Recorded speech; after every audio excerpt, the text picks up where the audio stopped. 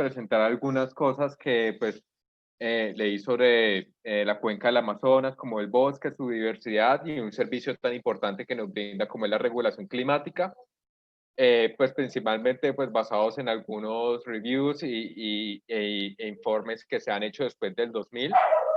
Algunos, perdón, yo también acá tengo perros, entonces si los escuchan, son ellos. Tengo tres. Entonces, pues también, pues algunos son del 2000, 2009, etcétera. Entonces, si, digamos, si hay algún dato desactualizado o algo así, pues cualquier aporte es bienvenido. Listo. Entonces, pues primero, entonces, si pasamos por favor a la siguiente diapositiva. Listo. Entonces, pues primero hablar de, pues, del Amazonas, cuáles son los bosques, pues, pero hablar de, pues, cuáles bosques hay, qué podemos nosotros encontrar en el Amazonas. Entonces, pues, esto es basado en una clasificación que se hace en el documento de Geoamazonía de contexto amazónico publicado en el año 2009. En primer lugar, pues, tenemos, pues, ellos hablan hablan de estudios que hablan de 16 tipos de categorías. Sin embargo, estos pueden caer principalmente en 4 que nosotros podemos encontrar en el Amazonas. El primero es el bosque denso, principalmente pues el bosque húmedo tropical, que es el que predomina en toda la cuenca del Amazonas, en cerca de 3.900 millones de kilómetros cuadrados.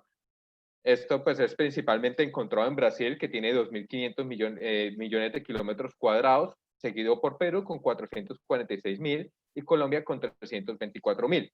Pues este es el bosque pues que nosotros tenemos en mente, pues un húmedo tropical donde se da la evapotranspiración, que es muy importante, y también pues el bosque con una gran concentración de materia vegetal y materia viva, que es lo que permite el verdadero ciclo de nutrientes, ya que los suelos del Amazonas no son tan fuertes, no son tan fértiles, perdón, y son más que todo, pues el ciclo se da entre la misma materia que va muriendo, entonces pues se da el ciclo de nutrientes entre ellos. También tenemos el bosque abierto, pues que es compuesto principalmente predominantemente por palmeras, bejucos y bambú.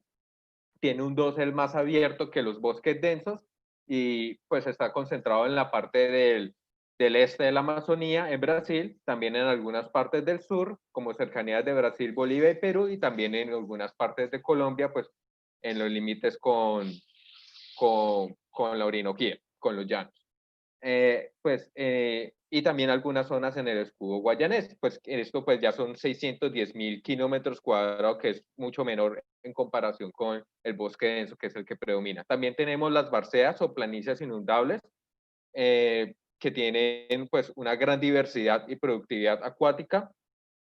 Son extensas áreas de ríos que pues en la temporada lluviosa se inundan, por eso a veces es difícil determinar cuántas áreas hay de estos, pues por la misma dinámica que existe en el Amazonas. Y finalmente tenemos la vegetación no boscosa, que es como la sabana con árboles pequeños, y también pues acá se incluyen el área deforestada.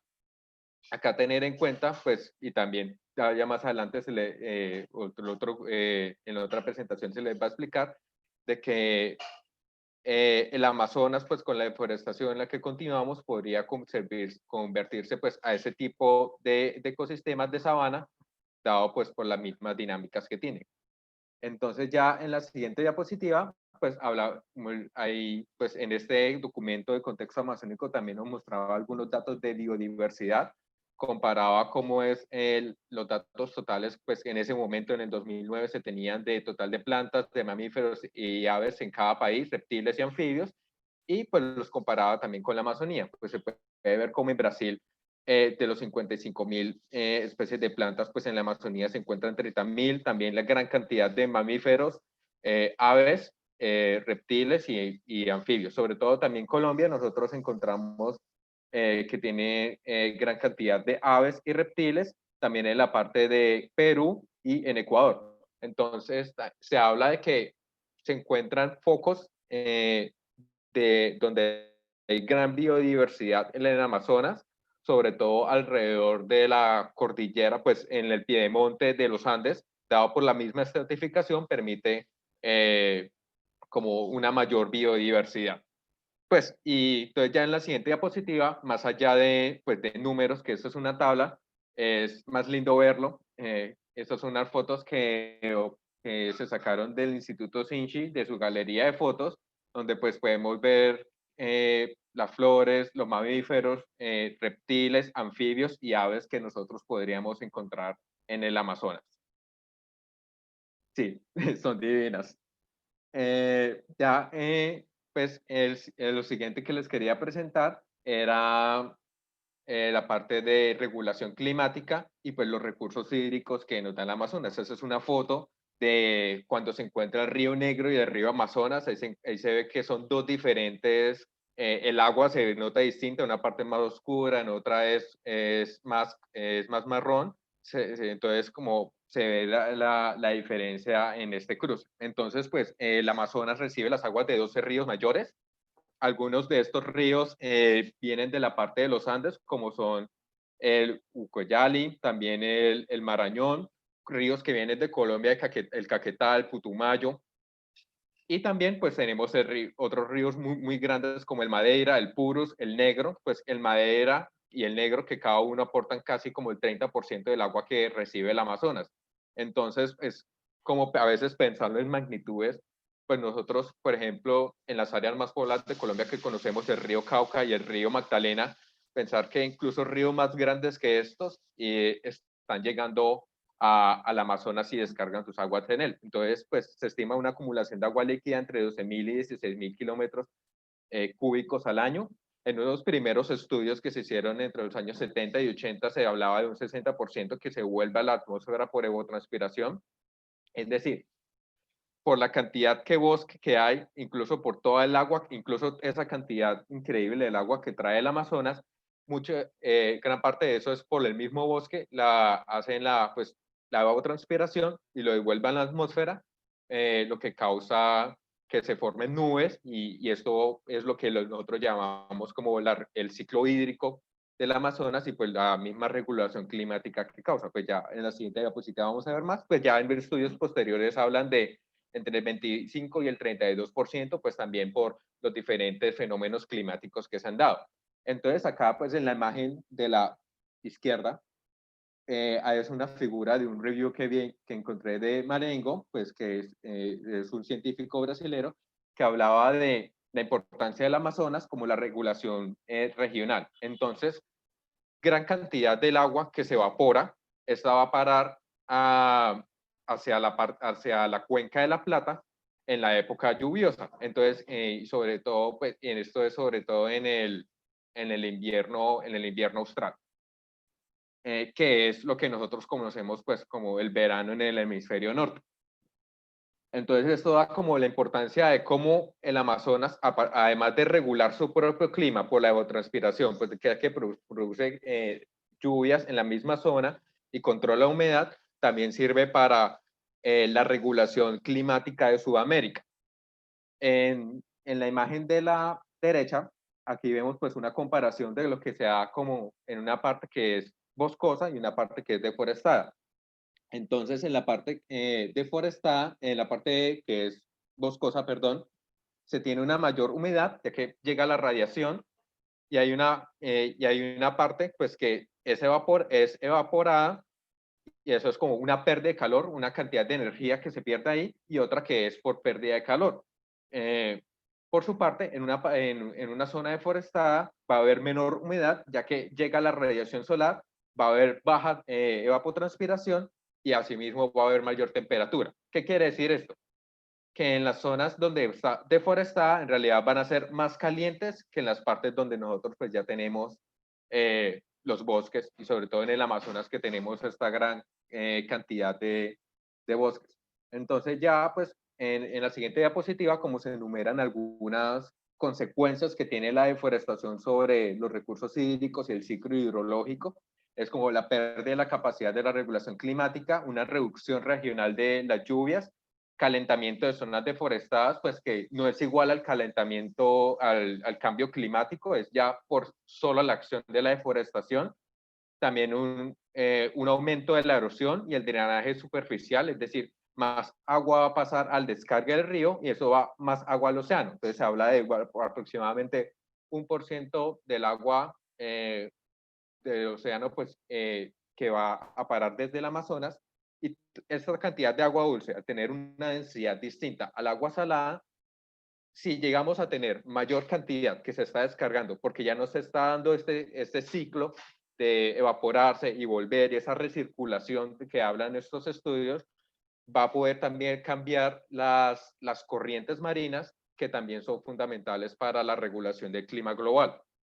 Finalmente, también tenemos pues mayores niveles de sedimentación, sobre todo en el piedemonte de los Andes, y esto que pues sumado al aumento de la temperatura del agua, también nos puede ocasionar, por ejemplo, pérdidas de la biodiversidad en los ecosistemas acuáticos, pensando sobre todo en que en el Amazonas el pescado también es una fuente principal de proteína para todas las comunidades que viven en él.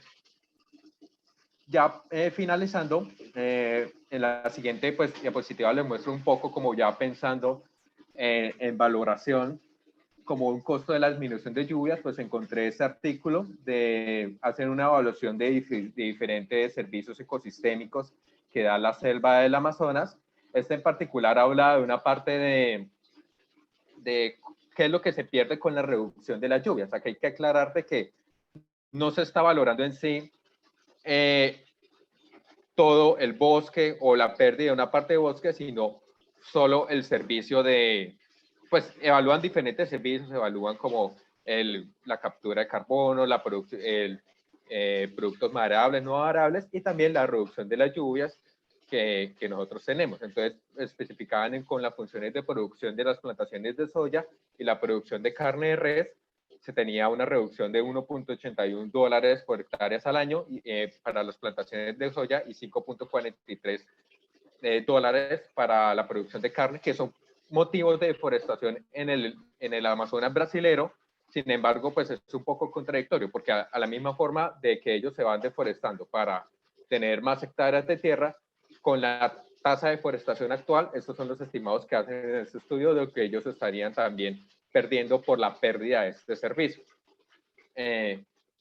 Y pues teniendo en cuenta que eso es como un límite inferior de solo uno de los servicios que nos está dando el bosque, pues de los diferentes valores que se podrían tener. Y listo, eso sería como la presentación. Preguntas, inquietudes, comentarios recibidos. Bueno, yo quería decir solo una cosa, pero es una corrección chiquita.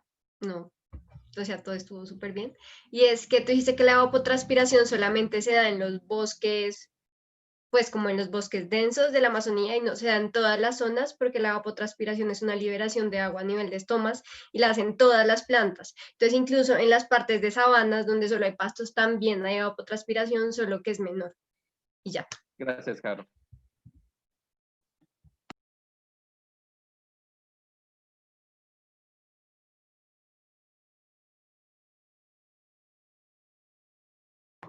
Listo, ahora vale, si puedes poner por favor la segunda. Muchísimas gracias, Néstor, por la presentación. Estuvo muy interesante, muy chévere. Aplausos. Pongan aplausos ahí. ¿Cómo se ponen aplausos? Reacciones. Aplausos. ¡Ah! y listo, entonces vamos con la segunda parte, que es fuego, incendios forestales y cambio climático. Entonces, dale, Caro. Bueno, bueno, aquí sí nos dividimos entre varios. Yo les voy a hacer una introducción muy corta del tema de ecología del fuego. Entonces, sí, pasamos a la siguiente diapositiva, por favor. Entonces, bueno, la ecología del fuego es la relación que tienen diferentes diferentes ecosistemas con el fuego. Entonces, hay ecosistemas que se relacionan con el fuego directamente y ecosistemas que no se relacionan con el fuego. Dentro de los ecosistemas que se relacionan con el fuego encontramos dos tipos de ecosistemas, que son los adaptados por el fuego y los que están mantenidos por el fuego. Y dentro de los que no se relacionan con el fuego están los ecosistemas que son independientes del fuego.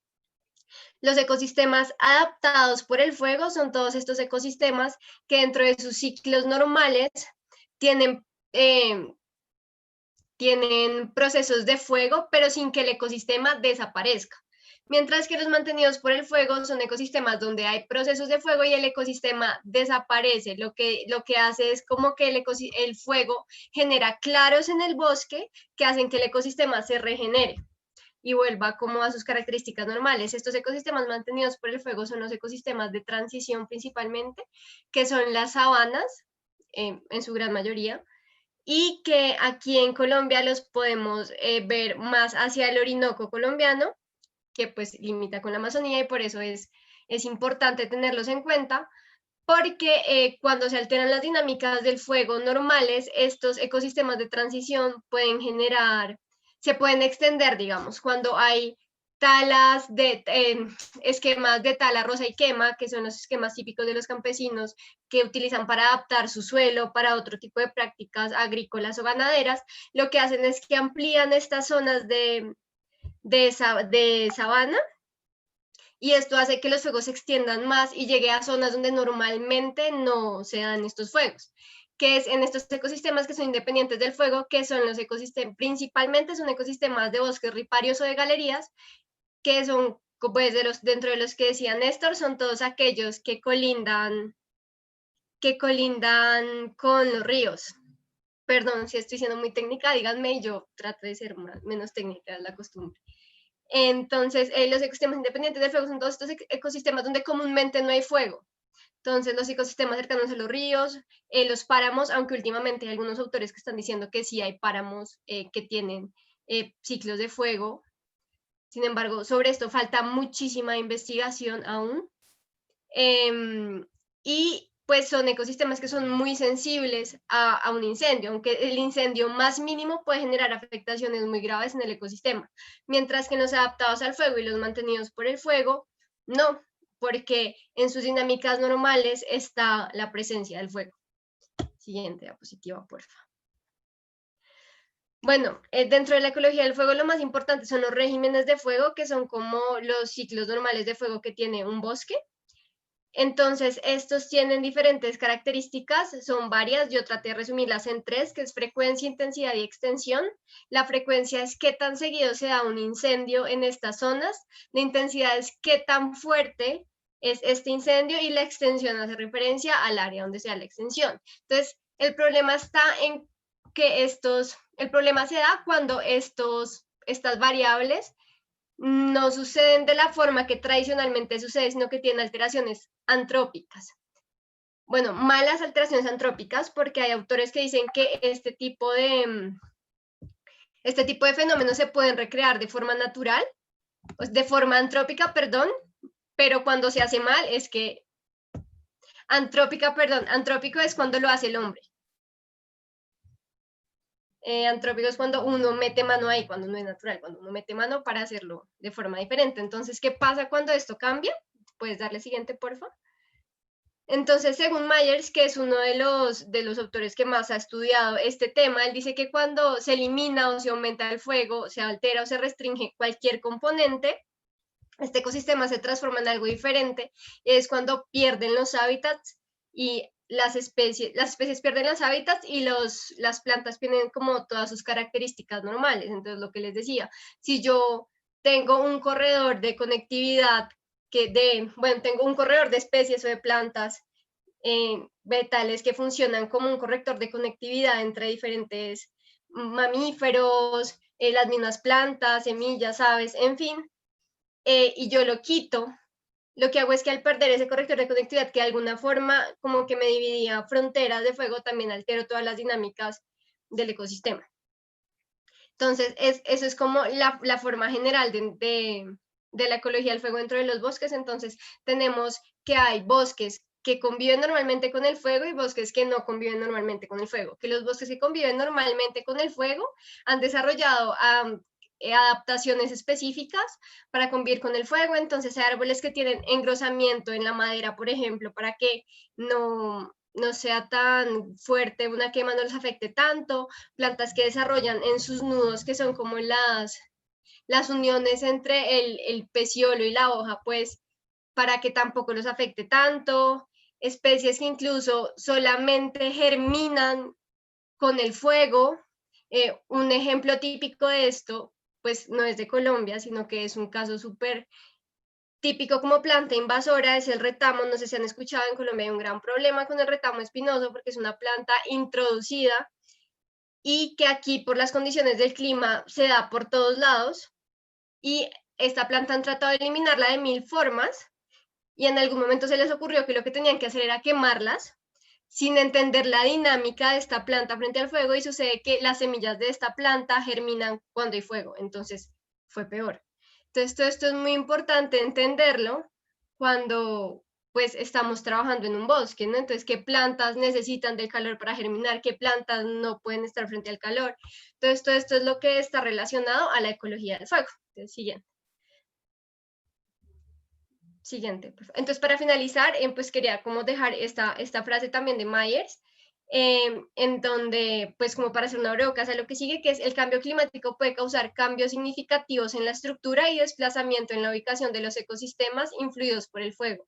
En otras palabras, es posible que sean en estos sistemas que los desplazamientos en la vegetación inducidos por el cambio climático se vuelvan más evidentes en el corto plazo, pues porque vamos a tener, como explicaba Néstor antes, zonas con mayores sequías, zonas donde haya más predisposición a que sucedan incendios.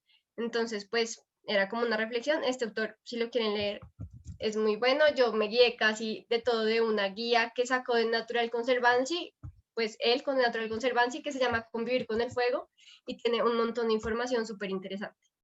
¿Y ya?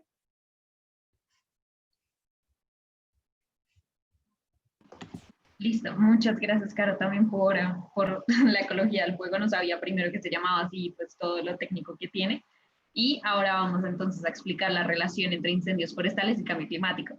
Entonces, antes, un mini paréntesis. Antes te invito, Diana, a que tomes el podio y nos cuentes cambio climático, qué es y todo el tema. Sofía, hay un montón de expertos. Yo te ayudo. A ver, yo creo que uno de los más grandes como misconcepciones que tenemos, no sé cómo se dice en español, sorry, pero de los problemas que tenemos para entender los que no sabemos de biología y no estudiamos biología ni nada relacionado con ciencias naturales, es entender las diferencias entre cambio climático, efecto invernadero, eh, calentamiento global y un montón de cosas. Entonces, la Tierra o el planeta, hasta donde entiendo, es un sistema, ¿no? Como un sistema compuesto por troposfera, atmósfera y un montón de capas que van hacia afuera. La atmósfera es súper grande, es inmensa, tiene la estratosfera y tiene otras cosas. Entonces, el sistema climático, cuando hablamos de cambio climático, quiere decir que, bueno, voy a ir antes. Entonces, cuando hablamos de calentamiento, efecto invernadero, o efecto de gases invernadero, piensen en eso cuando uno va por carretera y ve las rosas y los cultivos de rosas y ve las casas blancas donde se acumula calor. Eso es un efecto invernadero. Es cuando se están acumulando calores, las rosas, se hacen los invernaderos para que acumulen el calor que tienen. ¿Qué sucede? Sobre todo, la explotación de combustibles fósiles y el uso de combustibles fósiles están generando estos gases, que son CO2, son metano, un montón de gases, incluso el vapor del agua. La biología es maravillosa, lo siento, mi formación no fue por ese lado. A lo que voy con esto es, todo esto llega y genera una especie de gases que se van en la atmósfera y crean un efecto domo, como el domo ese que había en Los Simpsons en la película, y que nada de ahí puede salir. Entonces como que empieza a recubrir, no sé, de donde sale pues la vida, la estratosfera queda cubierta. Cuando entran los rayos de sol, entran las radiaciones, nosotros teníamos una cosa, y el planeta, el sistema climático y el sistema de la Tierra tiene algo que se llama el balance energético. Entonces uno recibe toda esta energía y tiene que expulsarla de alguna manera. Lo que está haciendo este efecto domo es atrapar ese calor, esa energía, y es lo que produce el calentamiento global. Entonces la energía se está quedando ahí estancada y no puede salir y devolverse al espacio. Entonces se queda entre nuestro planeta y empieza a generar un montón de efectos que son los mismos huracanes, por ejemplo. No es que haya huracanes por el cambio climático, es que la frecuencia de los huracanes y la intensidad con la que se están dando es culpa del cambio climático y de todo este balance energético que el planeta funciona. No sé si se acuerdan, o no sé si lo vimos, cómo está conectado el planeta. Está conectado en todos los sentidos posibles, en imaginables. Por eso para nosotros es muy difícil de comprender cuando no lo estudiamos desde antes. Entonces, bueno, este es el cambio climático. Entonces, ¿qué es el calentamiento global? ¿Qué sucede en la troposfera? Entonces, ¿cómo saben que hay un cambio climático? Porque es que sucede un cambio que pasa por el tiempo. Para los economistas, y voy a hacer el ejemplo porque fue muy fácil entenderlo para mí, sí, piensen en que estamos en una especie de equilibrio o de estado estacionario, entonces estamos ahí todos felices y contentos, y hay un choque que nos desvía a un nuevo equilibrio. Ese es el cambio climático, un cambio, pero que nos lleva a un nuevo estado estacionario, a un nuevo equilibrio de clima con el cual tenemos que convivir. Esa es la diferencia entre todo. Entonces, el, los gases de efecto invernadero producen el calentamiento global produce el cambio climático, que es algo de largo plazo que está contenido más que algo inmediato. ¿Sí? Esas son las diferencias, más o menos, ¿no? Si alguien tiene más, obviamente, bienvenidos. Esa es mi forma de verlo. ¿Qué hace que se estanque la energía? Entonces, es una ecuación. Aquí sí entiendo qué es eso. Información, si me permite. Es una ecuación en la cual empieza a entrarse las radiaciones del sol y sale, ¿cierto? Lo que hace es que no puedan chocar este efecto invernadero, como esta capa que se creó en la estratosfera, no puedan salir y volverse al espacio. Eso es lo que pasa. Por eso es que se empieza a estancar. Y es como se libera. Entonces, ¿cómo se acumulan? Se acumulan con los arbolitos, se acumulan con los océanos, se acumulan con un montón de factores, pero que no tienen la capacidad de acumularlo. Entonces, cuando lo que se va a devolver, lo que tenemos que devolver para afuera, o sea, si entran 100, salen 100, no está saliendo todo. Y eso es lo que se está estancando. Y lo que hace es el efecto invernadero. Piensen igualmente en las rosas. O sea, el cultivo de rosas yo creo que es una forma muy fácil, muy chévere de verlo. Exacto, son los gases que conforman esa barrera. Entonces, el cultivo de rosas, esa pared de plástico que no hace que salga el calor que entra de los rayos solares, es casi que lo mismo. Lo están haciendo estos gases de efecto invernadero que no permiten que las cosas vayan. ¿Por qué han habido cambios climáticos antes? Sí, muchos. Y es parte de nuestro sistema climático como planeta. Entonces, han habido y es por respuestas geológicas del planeta. Entonces hablamos cuando hemos escuchado hablar de que hubo una explosión de volcanes y un montón de cosas y dinosaurios, no sé. ¿Por qué es diferente este a lo de antes? Porque este es causado, como decía Carolina, por nosotros. Entonces es un cambio antropogénico y la tasa a la que está causada es mucho más, digamos, rápida que antes. Ya, si alguien quiere decir algo más. Listo, gracias Diana, súper. Entonces ya teniendo en cuenta y ya teniendo en mente que el cambio climático es precisamente ese cambio a largo plazo de todos los efectos que tienen los gases de efecto invernadero y el calentamiento global, pues ya pasamos a la relación directa, bueno, directa es un decir, entre incendios forestales y cambio climático. Entonces, nosotros pudimos ver 3 caminos un poco más directos que el resto, pueden haber muchísimos más, pero ahorita nos concentramos en estos 3 primeros. Entonces, como lo dijo Diana también, no es que, y como lo dije yo equivocadamente al principio, no es que las lluvias sean causadas por el cambio climático, no es que los huracanes, no es que los incendios, no es eso, sino que se han visto intensificados por el cambio climático. Entonces, tenemos 3 caminos. Primero es el aumento en la temperatura oceánica, el aumento en la temperatura del aire, pues que están muy relacionados, pero verán que tienen como efectos un poquito diferentes, y las alteraciones en los patrones estacionales. Entonces, siguiente, por favor. Entonces, el aumento en la temperatura oceánica, lo que ocurre cuando aumenta la temperatura en el océano es que el océano ahora capta menos energía y menos CO2, y eso hace que que el océano sea incapaz de absorber esto y por ende se caliente más la atmósfera y nuestra carpita de las rosas de la que Diana hablaba. Entonces, el no tener una buena una temperatura natural, entre comillas, del océano hace que esto, perdón un segundo, como explote y tenga muchos impactos sobre el clima. Entonces vemos las temperaturas extremas, vemos tormentas, vemos sequías, vemos temporadas de lluvias tardías, vemos muchas afectaciones en diferentes ecosistemas, no necesariamente marinos, sino también sobre tierra, en el aire, muchísimo. Por otro lado, vemos el aumento de la temperatura del aire. Cuando aumenta la temperatura del aire, ocurre una cosa, algo que no sé si los biólogos, microbiólogos o todos ustedes conocen, o bueno, no sé, me imagino, ocurre algo que es el déficit de vapor, que esto lo que es que mide la intensidad de absorción del agua. Entonces, cuando aumenta la temperatura del aire, el aire es menos capaz de absorber, no, al contrario, perdón, cuando aumenta la temperatura del aire, el aire absorbe muchísima más agua y eso hace que se sequen más rápido la vegetación y las plantas que hay ahí. Eso crea las condiciones para que se potencien los incendios. Entonces se genera más material combustible o más biomasa, que es lo que hemos visto pues, que hay en los bosques. Y por último, tenemos la alteración en patrones estacionales. Entonces, yo sé que María Fernanda ahorita va a hablar de esto, pero básicamente el cambio climático ha hecho que las estaciones cambien un poco sus patrones. Entonces, la nieve en la primavera ahora se derrite muchísimo más rápido, lo que hace que no sea capaz de mantener la humedad en la tierra para todo el verano.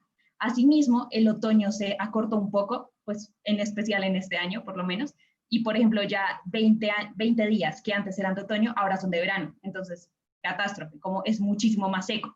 Esta condición de que ahora el aire y el clima en general esté un poco más seco hace que los incendios sean mucho más fáciles de provocarse y de extenderse. Eso también tiene efectos en lo que nos hablaba Caro hace un momento, de que hay unas especies de árboles que van con el fuego y otras que no necesariamente.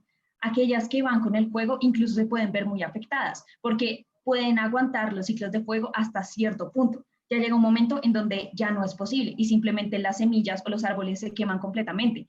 Entonces, los incendios, sí, bueno, hasta cierto punto, pero si ya se ven muchísimo más grandes y muchísimo más intensificados, llega un punto de no retorno en el que no se puede regenerar estos ecosistemas. Entonces, o se crean ecosistemas completamente nuevos con vegetación completamente diferente o desaparecen, que es el miedo que tenemos, que algún día no sabemos, de pronto se desaparezca el Amazonas y quede como el Sahara, que por ahí dicen, la verdad, a mí se me hace increíble, no sé si sea posible.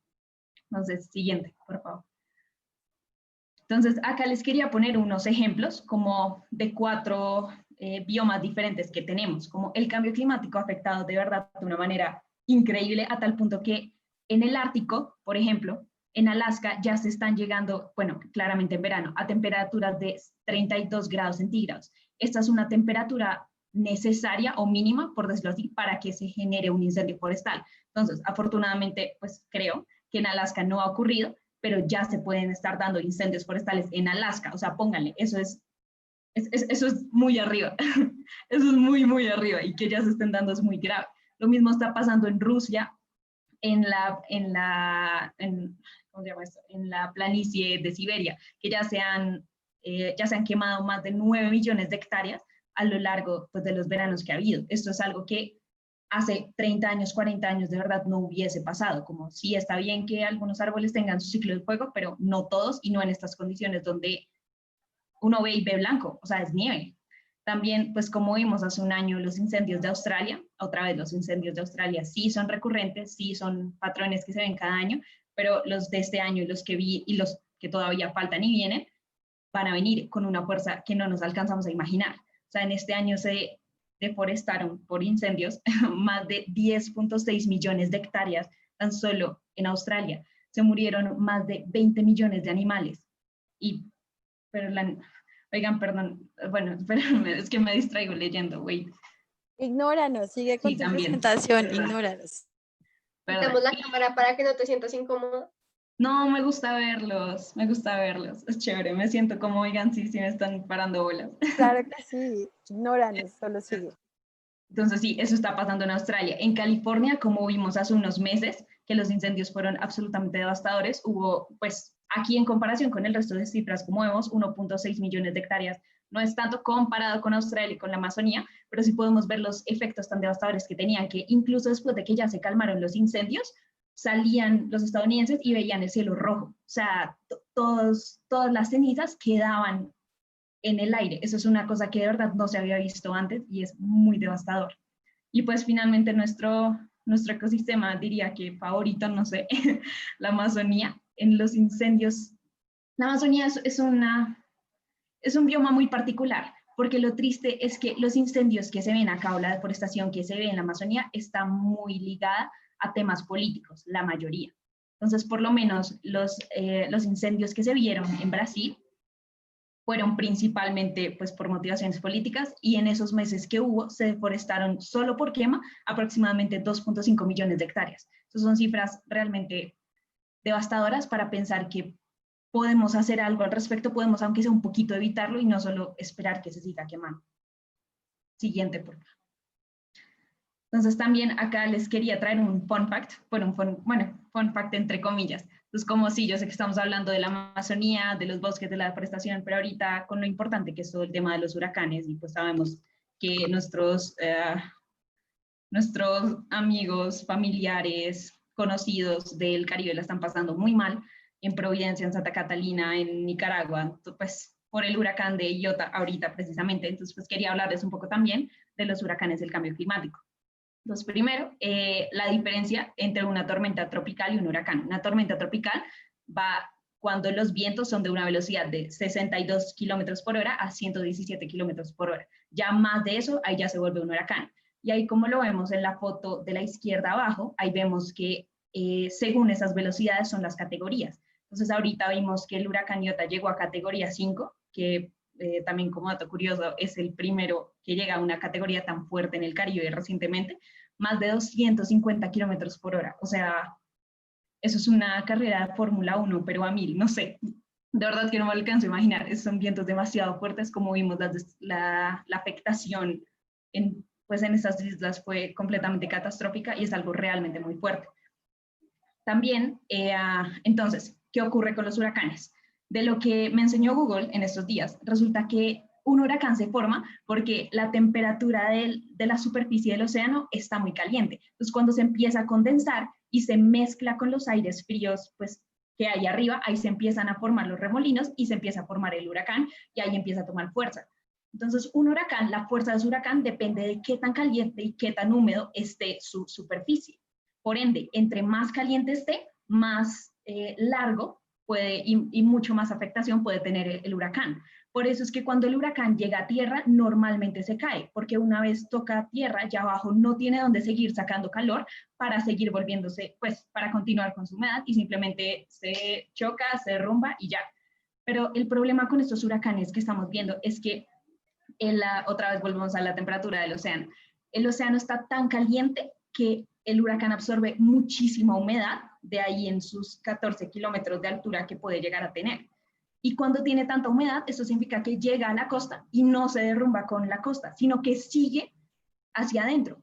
Por eso vemos que también un efecto de eso es porque, por ejemplo, acá en Bogotá o donde está Diana en el norte de Santander, todavía vemos tantas lluvias, porque el huracán no se termina de bajar en la costa, sino que sigue afectando el resto. Entonces, tras de que estamos en temporada de lluvias, sí, eso también, pues en parte nos explica, no tanto, otra vez en parte, por el cambio climático y por el tiempo, que ya nos explicaron, pero sí, aparte de que estamos en tiempos de lluvia, eso los intensifica muchísimo más. Entonces, ahí si quieren saber un poco más de la noticia, ahí la saqué de National Geographic, después pues les compartimos la presentación. Eso está muy interesante el tema, yo no sabía cómo funcionaba un huracán, pero es la humedad y el calor que tienen. Y las otras dos, la anterior diapositiva la saqué de National Geographic también y de DW. Y siguiente. Entonces, bueno, sí, eso les quería contar por parte de la relación que tienen los incendios, los huracanes con el cambio climático, y pues podemos seguir. Dale, Mac. Hola, ¿sí me escuchan bien? ¿Vale? ¿Cómo se llama la persona que está corriendo las diapositivas? Perdón. ¿Vale? ¿Puedes ver si sirve el video? Yo les quería mostrar este video pequeñito de 2 minutos, que sirve un poquito más para entender todo aquello relacionado con el clima y la deforestación. No sé si sirva, si no les mando el link y cada uno lo ve.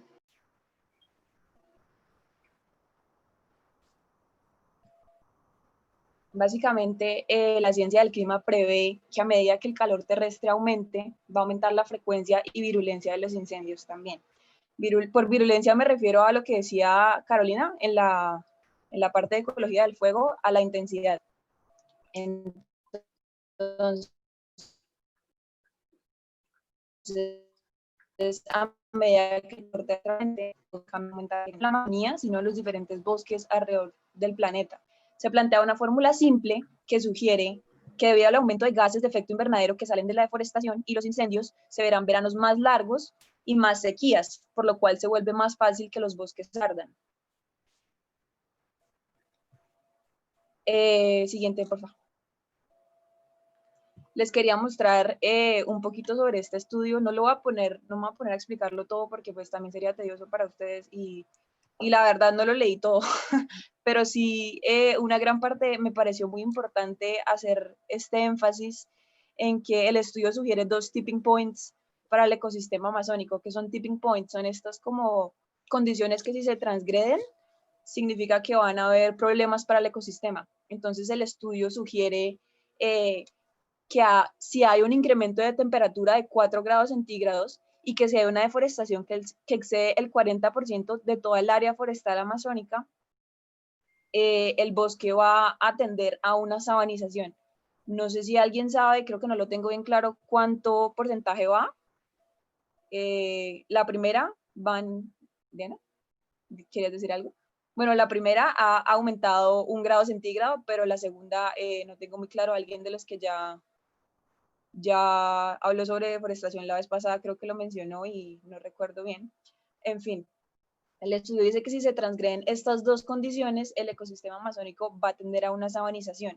¿Qué significa esto? No es que los bosques se estén transformando en sabanas debido a las sequías. No es que los bosques se estén transformando en sabanas como las sabanas del Cerrado de Brasil, por ejemplo, que son súper diversas y también juegan un papel súper importante en la ecología, sino que estamos perdiendo bosques primarios, bosques altos y bosques con alta biodiversidad en la Amazonía para dar lugar a una vegetación que se parece a la de sabana. Es decir, una vegetación que principalmente está dominada por pocas especies de árboles de pequeño y mediano porte. Entonces estamos perdiendo bosques altos, tropicales, densos, bosques lluviosos para dar lugar a un tipo de vegetación que se asemeja a una sabana. Siguiente, por favor, vale. Bueno, también hablaba sobre el estudio, un dato chévere que me pareció importante compartir era que hablaba sobre que la deforestación y la sequía tienen un impacto análogo, que es el de tener el potencial de potenciar la mortalidad selectivamente, ya voy a explicar lo que es esto, y crear áreas degradadas donde se afecta el equilibrio de los bosques húmedos. Como decía Néstor al principio, todo tiene en el bosque un equilibrio y todo está interconectado, no me acuerdo quién hizo el apunte ahí, pero bueno, ambas tienen un impacto que es tener el potencial de potenciar la mortalidad selectivamente. ¿Ellos por qué dicen esto? Es porque se hizo un modelamiento de una sequía y resulta que el bosque responde interrumpiendo periodos de crecimiento y mortalidad durante estos periodos de sequía. ¿Qué quiere decir esto? La siguiente diapositiva, por favor. Ellos pensaban que los grandes árboles por los cuales se caracteriza la vegetación de la Amazonía iban a ser los más resilientes a sequías. Si alguien no sabe qué es resiliencia, creo que todos saben, pero es la capacidad de recuperarse después de una catástrofe, más o menos. Entonces ellos pensaban que los árboles grandes serían más resilientes a las sequías por tener un sistema de raíces más denso que les iba a permitir capturar agua de las capas de la tierra más profunda. Esto como estrategia para sobrevivir. Sin embargo, lo que ellos encontraron fue que los árboles grandes se veían mucho más estresados debido a mayor exposición a la radiación solar, lo cual causaba que estos eventualmente murieran debido a la inhabilidad de transportar agua correctamente a través del tronco. Entonces, lo que ellos veían era que los árboles característicos del bioma amazónico y también las lianas eran los que más se estresaban en condiciones de sequía. Y eventualmente morían porque no podían transportar bien el agua. Me pareció importante compartir este pequeño dato de lo que encontraron aquí con los árboles, pues como para hacerle honor ahí al tema de por los arbolitos y toda la cosa. Entonces, pues me parece chévere dar ese dato sobre los árboles y lo que encontraron ellos. Siguiente. Entonces, básicamente, con las sequías que viene trayendo el cambio climático y que vienen trayendo los incendios, va a haber un incremento en la mortalidad de árboles. ¿Qué es lo que pasa con esto? creo que ya lo han dicho, Néstor lo dijo, pero pues lo voy a repetir, creo que es importante que quede bastante claro. La pérdida de hábitat para especies endémicas, endémica significa que solo se encuentran en la Amazonía, por ende va a haber una pérdida muy grande de biodiversidad. También van a haber cambios en composición y estructura del bioma, lo cual puede afectar la ecología de muchos procesos importantes que se dan en el bioma amazónico. También va a haber cambios en la absorción y la liberación de dióxido de carbono, y también va a ser un feedback positivo para el cambio climático. Como lo vieron en el video, pues cuando explicaban que cortaban los arbolitos y menos árboles, más liberación de CO2, bla, bla, bla, etc. Entonces, pues, ya, eso era básicamente.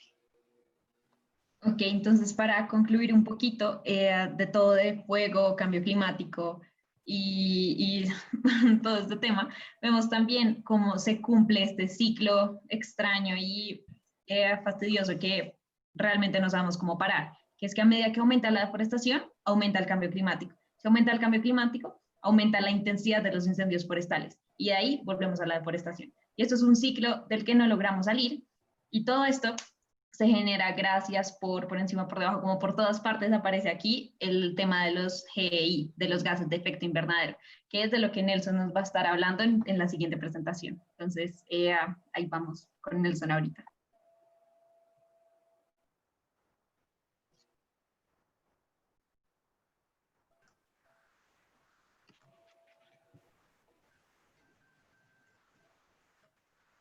Bueno, hola a todos, ¿cómo están? ¿Me escuchan? Sí. Sí, Sí, Listo, bueno, espero que estén bien, no muy llenos de cosas con este cierre de semestre. Entonces yo les voy a hablar un poquito como de los compromisos climáticos que existen en el mundo y pues como el papel o el rol que juegan los árboles. Entonces, los bosques, perdón. Entonces, siguiente diapositiva, por favor. Entonces, el Acuerdo de París, digamos que es el acuerdo internacional más importante que hay para poder frenar el cambio climático. Este Acuerdo de París se firmó en la COP21, que la COP es la reunión que hacen anualmente eh, los países en el Convención Marco de las Naciones Unidas sobre el Cambio Climático para discutir todos esos temas. Se hace una vez al año, de pronto. No sé si escucharon que este año pues no se pudo hacer por las cosas de la pandemia y se pasó al otro año. Entonces pues en el 2015 189 países alcanzaron este acuerdo pues histórico para combatir el cambio climático. Y en el momento actualmente hay ya, si no estoy mal, algo así como 191 países. Entonces el objetivo pues principal del Acuerdo de París es limitar el aumento de la temperatura mundial a final de este siglo por debajo de los 2 grados centígrados y con la ambición de limitar solo a 1,5 grados centígrados. Actualmente ya hemos aumentado 1 grado centígrado la temperatura desde niveles preindustriales, o sea que para cumplir estamos ya muy cerca de esta meta y todavía nos queda 80 años más, entonces digamos que las cosas no pintan tan bien. Siguiente diapositiva, por favor. Entonces, acá, ¿por qué es tan importante esta ambición del 1,5? Digamos que cada grado, cada fracción de grado adicional cuenta y va a tener unos impactos muy devastadores sobre el sistema planetario y los sistemas económicos de nuestras sociedades. Entonces, acá esta gráfica pues es muy clara en donde, por ejemplo, la diferencia entre 1,5 y 2 grados en el calor extremo va a ser 2,6 peor. La pérdida de hielo en el Ártico va a ser hasta 10 veces peor. La pérdida de biodiversidad de los vertebrados 2 veces peor, de las plantas 2 veces peor, de los insectos 2 veces peor. Y por ejemplo, con los 2 grados, a diferencia del 1,5, ya prácticamente desaparecerían en su totalidad los arrecifes, pues que sería muy triste. Siguiente, porfa. Entonces ya dentro de este Acuerdo de París, pues que están la mayoría de países a nivel mundial, digamos que cada país se compromete a ciertas estrategias y metas que se llaman las contribuciones determinadas a nivel nacional, NDC por sus siglas en inglés. Entonces, estas metas están enfocadas en mitigación, que es reducir las emisiones de gases de efecto invernadero, el GI, que es lo que causa el cambio climático, y por otro lado, adaptación, que pues es realizar las inversiones necesarias en infraestructura y inversiones en general para adaptarse a los posibles efectos del cambio climático. En 2015, Colombia presentó su NDC, a través de la cual se comprometió a reducir un 20% de sus emisiones de gases de efecto invernadero respecto al nivel proyectado para 2030 y con la posibilidad de aumentar este compromiso a 30% con ayuda de la cooperación internacional. Actualmente, este año, los países se supone que debían actualizar estas metas que se propusieron en 2015. Sin embargo, al momento muy pocos países lo han hecho. Colombia no lo ha hecho. Entonces esperamos que el próximo año, desde el gobierno se está trabajando, esperamos que el próximo año el gobierno ya saque su actualización para que de pronto sea un poco más ambiciosa. Siguiente diapositiva.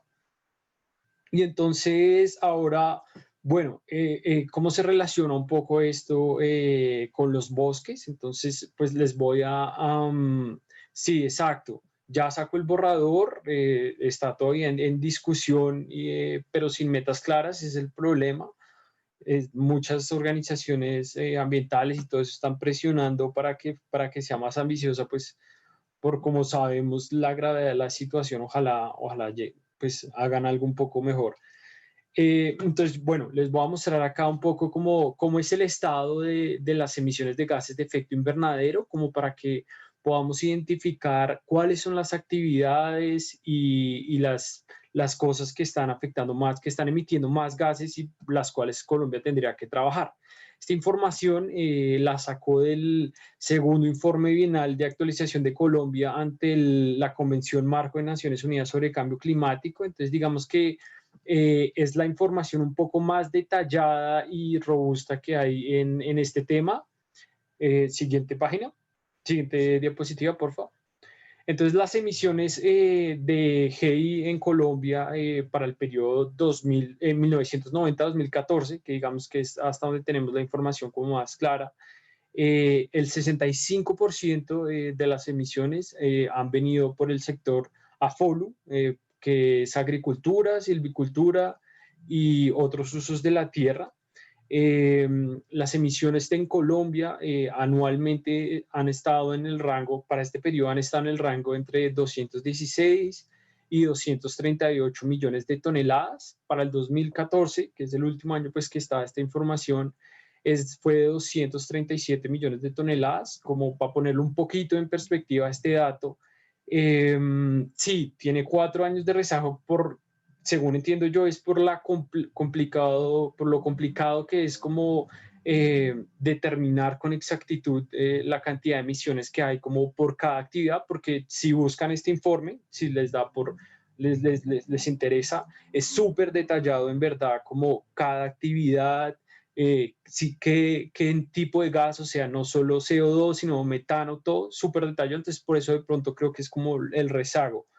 Bueno, entonces volviendo otra vez de las interrupciones de Diana, no, no mentiras, no mentiras, gracias, son buenas para aclarar. Como para poner un poco en perspectiva, estas emisiones que emite Colombia solo representan el 0.46% de las emisiones globales, o sea, no alcanza a ser ni el 1%, no es nada. Sin embargo, pues eso no es justificación para que sigamos emitiendo, porque Colombia, por sus condiciones geográficas, por su capacidad institucional, somos muy vulnerables al cambio climático, como ya lo podemos ver con lo que pasó ahorita en San Andrés y Providencia, y lo que venía pasando en Chocó. Bueno, y entonces ahora ya pasando a la deforestación, la deforestación emitió un promedio de 47 millones DGI por año entre el 2000 y 2012. Es decir, que la deforestación por sí sola es responsable de cerca del 20% de las emisiones totales por año. Es decir, que si no hubiera deforestación, ya cumpliríamos pues nuestras metas frente a los compromisos internacionales y, por decirlo así, no tocaría hacer nada más. Siguiente. Ya para las emisiones de el 2014, como para ya entrar un poco, ser un poco más específico, la deforestación fue responsable de 38 millones de toneladas de GI, es decir, el 16% de las emisiones totales. Y asimismo también los bosques absorbieron cerca de 15.6 millones de toneladas de GI, es decir, 6,5% de las emisiones totales. Como para comparar y con otras actividades económicas y para ver la gravedad de la deforestación, vemos que todas las actividades que queman combustible emitieron 75 millones de toneladas de GI. Las industrias de energía, carbón, petróleo, todo eso es 23 millones de toneladas. Las industrias manufactureras y de construcción, 14 millones de toneladas. Y el transporte, 29 millones de toneladas. Y la ganadería, 22.8 millones de toneladas. Es decir, que la deforestación es significativamente mayor que el resto de las actividades económicas en Colombia. O sea, a veces la gente, digamos, intuitivamente como que dice, no, que el petróleo, que esto, que la ganadería, que acá en Colombia tienen muchos efectos sobre emisiones de GI, pero como vemos acá, según los datos, las emisiones de GI, el mayor causante son la deforestación. Con eso finalizó mi presentación. No sé si tienen alguna duda, comentario. Yo iba a decir algo sobre la ganadería chiquito antes de que Nelson me regañe. Dímelo, dímelo.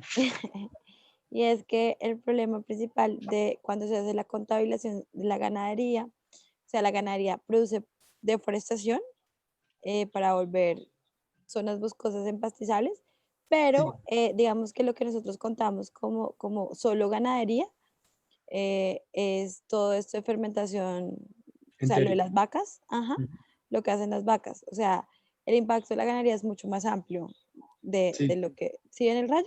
Por eso tenía la Sí, apagada la cámara. yo no lo, digamos, no lo quería poner porque es que en el informe está solo Sí. de, pero igual si le sumamos esas cosas que dices tú, suma como 10 millones de toneladas más, o sea, quedan 32 millones de toneladas, entonces la deforestación son 38, o sea, la deforestación sigue igual siendo Sí. el principal causante de emisiones de GI en Colombia. De hecho, exacto. Y hay otro punto, la deforestación en Colombia y para los del grupo de ganadería, la ganadería no es tan grave, la deforestación causada frente a otras Otras causas. actividades, Ajá. sí. Ya, chao. Listo. Ahí yo veo que Juli tiene la mano levantada. Cuéntanos, Juli. Sí, es que yo iba a decir que pues una de las cosas con la ganadería, lo que pasa es que el ganado emite metano y el metano es un gas que es mucho más persistente que el CO2. Entonces, el metano tiene como 4 veces más impacto que el CO2. Por eso es que en realidad pues es mucho más, pues tiene un efecto mucho más significativo. Y por eso es que la ganadería es considerada como una de las, o sea, aparte de que obviamente los cultivos que, pues las zonas deforestadas para cultivos, para alimentar vacas, luego las zonas deforestadas para meter vacas y todo lo demás, pero también es porque las vacas emiten CO2 y es un CO2 que es liberado directamente a la atmósfera. Digamos, las petroleras normalmente generan CO2, metano, perdón, pero ellos lo queman porque precisamente es mejor quemarlo y emitirlo como CO2 a solamente emitir el metano porque es mucho más persistente y es mucho más dañino. Exacto. Eso era todo. Es 30 y, si no estoy mal, es 36 veces más potente, o sea, atrapa más el calor en la atmósfera que el CO2. No dura tanto como el CO2 en la atmósfera, que el CO2 dura como 1000 años en la atmósfera. El dióxido, el metano dura apenas como 100 años, algo así, pero igual es que es 38 veces más potente, o sea, es súper grave. Sin embargo, todos estos datos de GI son en CO2 equivalente. Entonces, esta gente hace esa equivalencia de todos los diferentes gases de efecto invernadero. ¿sí? Entonces, ahí digamos que se equivale un poco.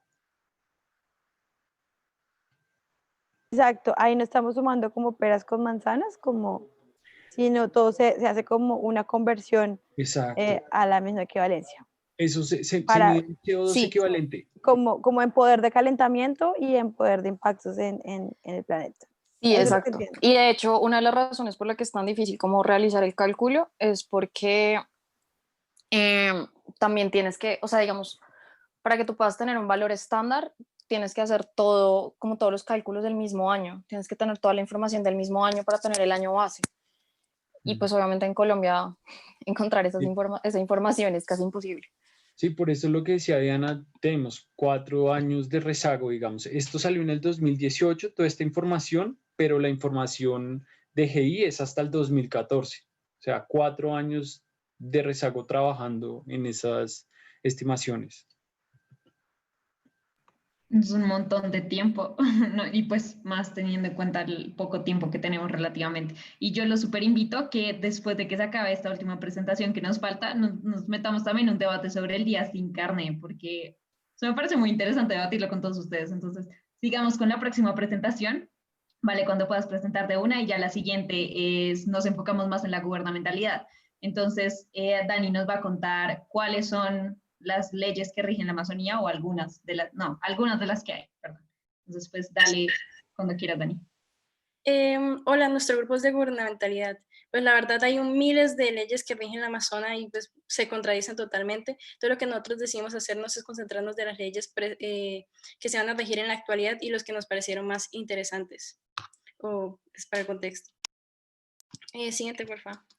Y acá en el breve recorrido lo que queríamos hablar es un poco más de la ordenanza de la Amazonía, porque eso nos parece más relevante que pues, las leyes en sí, porque esto es catalizador de la mayoría de los conflictos que se ven en la Amazonía ahora por los diferentes intereses. Entonces, pues lo que vimos es que en 1950 hubo esa... la gente del centro de la ciudad se estaba yendo más a la Amazonía porque no había tierras. Y esto causó una problemática entre diferentes grupos. Entonces, por eso lo que ocurrió en 1960 es que se creó el sistema de parques nacionales donde le dio el poder o responsabilidad estatal al gobierno de encargarse de estas zonas, una que ya era la Amazonía, para velar el cuidado de la Amazonía. Y esto significó un desplazamiento de la gente que vivía en esas zonas y que pues, causó aún más conflicto que la gente que pues, estaba peleando. Entonces, lo que seguía es en la década de 1960 se formó el Instituto Colombiano de la Reforma Agraria, que buscaba crear un ordenamiento más sostenible para prevenir este conflicto, porque eso estaba pues, deteniendo los intereses del desarrollo económico regional de esta zona. Pero resulta que fue un fracaso total y en 1996 no solamente no se detuvo este conflicto, sino se exacerbó porque se le estaba ordenando de una forma ineficiente. Y pues eso ahora se llama la Agencia Nacional de Tierras. Siguiente. Y pues ahora no solamente tenemos leyes nacionales, sino también tenemos leyes internacionales que rigen esta Amazonía porque nos parece algo muy importante que proteger. Y una de ellas, o la más importante, es la Organización del Tratado de Cooperación Amazónica. Esta se creó a partir del Tratado de Cooperación Amazónica de 1978, donde Brasil convocó una llamada de los 8 países que tenían esta Brasilia para poder una cooperación conjunta para poder detener esos problemas de deforestación que se veían hasta entonces. Y pues ahí se creó 20 años después esta organización que tenía los objetivos de cumplir todo lo que habían propuesto la ley. Y pues los objetivos era facilitar cooperación para promover un desarrollo sostenible. O sea, ellos no decían que querían solo, proteger la Amazonía, sino protegerla de cierto modo donde los intereses de desarrollar sosteniblemente la región sean compatibles con prevenir la degradación. Por eso también tenían leyes que decían cómo explotar los recursos naturales y ciertas cosas. Segundo, querían fomentar la preservación y protección a través de grupos de estudios conjuntos, o sea, porque había información muy impareja entre las zonas que tenían cada país. Entonces querían formar un grupo de estudio para poder hacer políticas más orientadas en preservar y proteger la Amazonía. Y decían que querían incluir los pueblos o las culturas que vivían en esas zonas. Lo hicieron, pero igual querían incluirlas en estas políticas porque obviamente hay grupos indígenas que llevan viendo hace tiempo y saben cómo manejar los incendios y la deforestación. Siguiente, por favor. Y pues lo que se ve actualmente es el Plan Nacional de Desarrollo. ¿Y pues qué es el Plan Nacional de Desarrollo? Este es un documento que mide los lineamientos estratégicos de esta presidencia, que básicamente dice lo que va a hacer con la región Amazonía. Y lo que dijo pues, el gobierno de Duque es que va a buscar un desarrollo y crecimiento económicamente ambientable y sostenible. O sea, no solamente, o sea, básicamente preservarlo, pero a cierto modo con los intereses económicos. Porque uno de los objetivos que querían plantear acá es pues el sistema de transporte, y como vemos eso es un gran detonante de la deforestación toda la vía. Y también otro objetivo que querían hacer es conservar los ecosistemas, pues para esa garantía de equidad intergeneracional. ¿Y eso qué significa? Pues no solamente nosotros vamos a tener la Amazonía, sino la gente que sigue. Y como lo estamos destruyendo a tanto nivel, pues querían preservarlo para las siguientes generaciones, pues a cierto nivel con los intereses. Y también pues desarrollar modelos productivos sostenibles asociados con la agrodiversidad y el biocomercio en la Amazonía, que básicamente pues mejorar la economía de esas zonas. Pues siguiente, por favor. Listo, pues acá tenemos como un resumen de más o menos los lineamientos que se han tenido en los últimos años, pues no quisimos como ahondar en todos porque si no esto se vuelve súper largo y súper tedioso, pero entonces les vamos a hablar de dos principalmente, de los lineamientos de política y programa nacional de pagos por servicios ambientales durante el gobierno de Juan Manuel Santos y de la política para el control de la deforestación y gestión sostenible de los bosques durante el gobierno de Duque. Entonces, siguiente, por favor. Bueno, entonces nosotros queremos hacer un poquito, como mostrar la diferencia entre los dos COMPES. Entonces, lo primero que queremos abordar es la interpretación del Amazonas, cómo lo entiende cada uno. Entonces, el COMPES del gobierno de Santos lo entiende más sobre la preservación y la restauración de ecosistemas. Entonces, se habla de la restauración ecológica que busca iniciar o acelerar procesos de restablecimiento de la función de las estructuras de los ecosistemas para rehabilitarlos y recuperar la productividad de estos mismos. Este tiene 3 ejes que serían la restauración ecológica, que ya les conté, la rehabilitación y la recuperación. Y pues, por otro lado, el gobierno, en COMPES del gobierno de Duque habla del potencial económico. Entonces se habla en este COMPES acerca de que tenemos 500 especies forestales y que podemos consumir alrededor de 3,5 millones de metros cúbicos por año de estas, y esto pues nos puede generar como muchas ganancias. Entonces hablan de la necesidad de incrementar nuestra participación del sector forestal y pues aprovechar productos como el látex, el caucho natural, las fibras, entre otros, para potenciar este sector económico. Y también pues se entiende, o sea, como que se habla de la conservación con una perspectiva de no llegar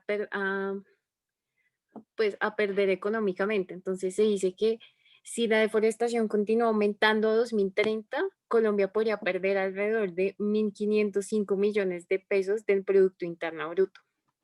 Entonces, listo. Siguiente, por favor.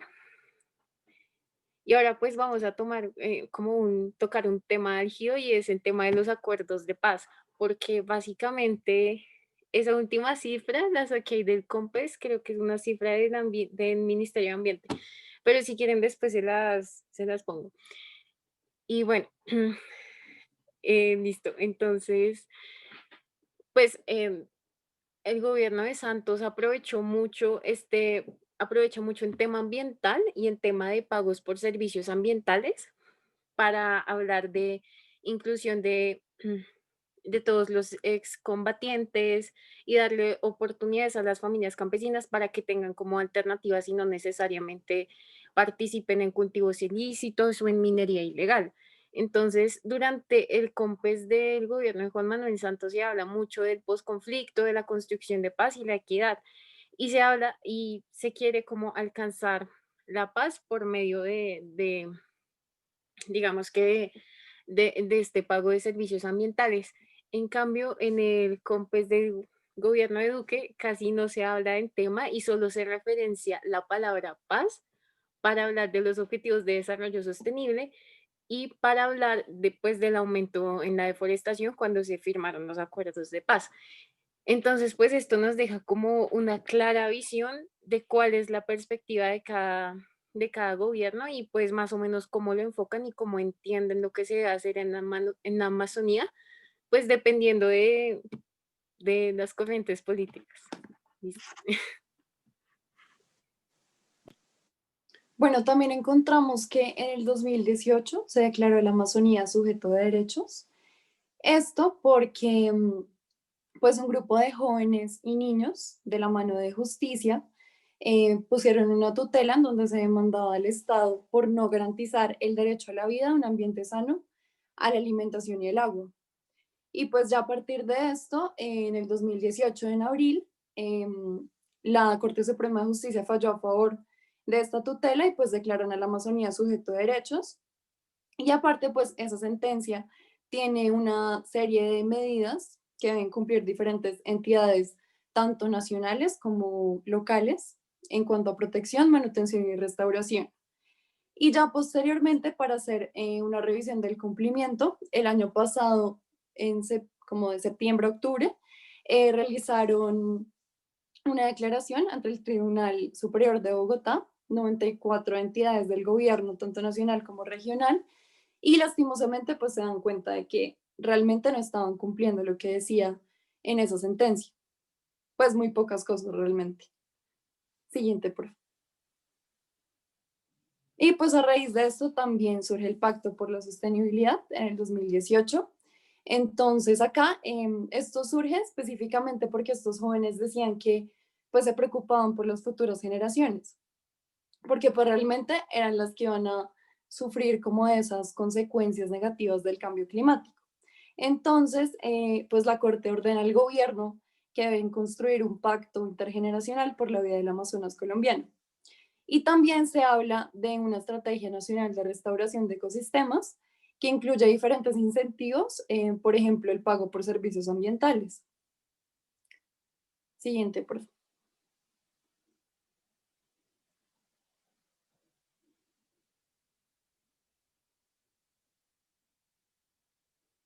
Bueno, gracias. También se habla sobre, pues encontramos lo del manejo integral del fuego. Entonces, esto surge por un proyecto de ley que puso el Ecolmot, que es un grupo de la Universidad Nacional dirigido por Dolores Armenteras. Entonces, esto surge porque hicieron diferentes investigaciones de la mano de la comunidad, pero también como estudiando el comportamiento de la fauna y la flora a raíz de los incendios, y pues se dieron cuenta que realmente hay que fortalecer diferentes aspectos, por ejemplo, en cuanto a conocimientos. Entonces, por ejemplo, se dieron cuenta que hay que fortalecer el conocimiento sobre la restauración de fauna y flora después de los incendios, y específicamente por parte de la comunidad, de las comunidades que han sufrido a raíz de esto.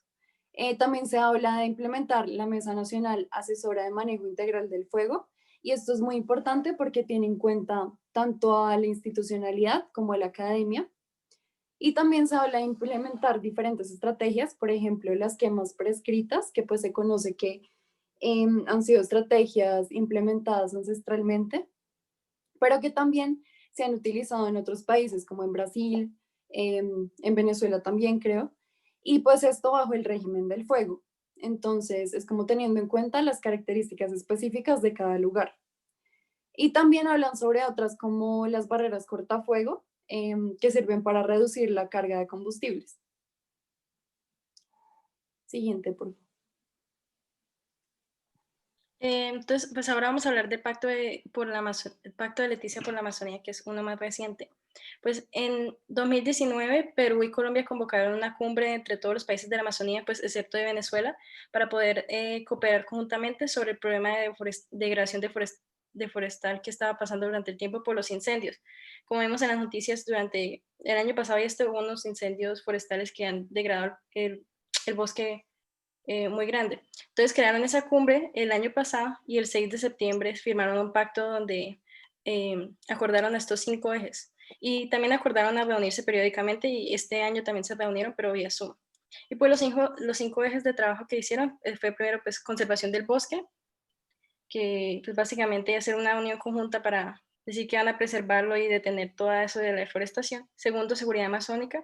Pues eso es más como seguridad de las fronteras, porque un gran problema que hay es la minería ilegal y lo que encontraron es que el 75% de la minería ilegal pues en Colombia proviene de Venezuela. Y el gran problema es que los que talan o minan acá, pues huyen por las fronteras y no se pueden detener eso. Entonces, por eso quieren aumentar la seguridad durante las fronteras. Tercero, quieren mejorar la gestión de la información creando pues estudios conjuntos para tener, pues, saber cuánto bosque se ha deforestado conjuntamente. Y cuatro, pues crear un empoderamiento de las mujeres y pueblos indígenas haciendo pues su participación en las políticas que se van a hacer. Y quinto, un financiamiento de esta cooperación, que en la actualidad, en el 2020, pues el Banco Interamericano de Desarrollo se propuso a darle este financiamiento para llevar a cabo estos proyectos. Siguiente, por favor.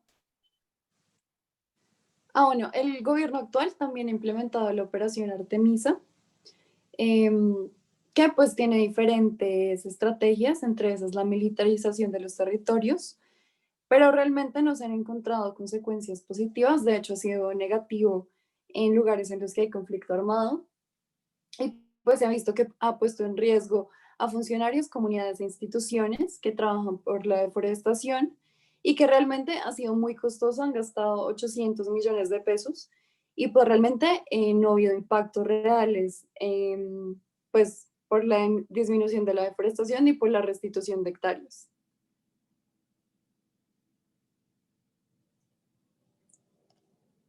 Y pues conclusiones, pues después de hacer esta investigación, lo que nos dimos cuenta es que pues hay muchos entes y muchos intereses que se llevan a cabo en estas Amazonas, entonces pues no se puede llevar una política a acuerdo de solamente uno, porque junto como hay entidades internacionales que quieren proteger el bosque, también hay gente que está impulsando pues políticas extraccionistas para mejorar la economía de estas zonas. Y también es muy importante hacer un seguimiento de las leyes porque como vimos pues anteriormente, pueden durar años, meses o décadas hasta que se haga algo. Por ejemplo, el Tratado de Cooperación se llevó en 1978 y no fue hasta 20 años después que se creó una organización para llevar a cabo lo que habían dicho. También con lo que tenemos en la tutela prometieron en los meses siguientes llevar a cabo un seguimiento y pues como vieron que la verdad el Estado no había cumplido con eso, entonces pues también nos parece muy importante no solamente llevar a cabo esas políticas, sino también cumplirlas. Siguiente, por favor.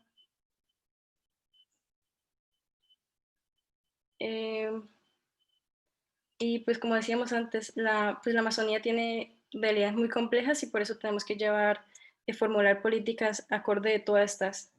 Porque, digamos, siempre dicen que quieren llevar a cabo los intereses de las poblaciones indígenas, pero, digamos, en el Pacto de Leticia, Duque invitó a las poblaciones indígenas que habían en el Amazonas, pero solamente a mostrar sus bailes y su cultura, no los dejó tener un voz ni voto en las políticas que se iban a implementar.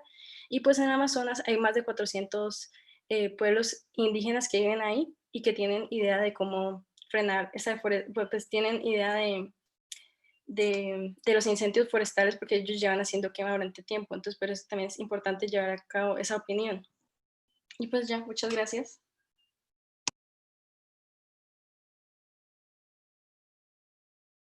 Muchas gracias a ustedes, en verdad les quedó muy top la presentación. Y pues nada, en general, muchas gracias a todos los grupos, estuvieron muy buenas las presentaciones, aprendimos un montón, yo también reacciono. Y pues este es el momento de, hola, ¿alguno tiene preguntas sobre alguna presentación antes de parar de grabar o no sé, o algo? Paramos y hablamos un rato.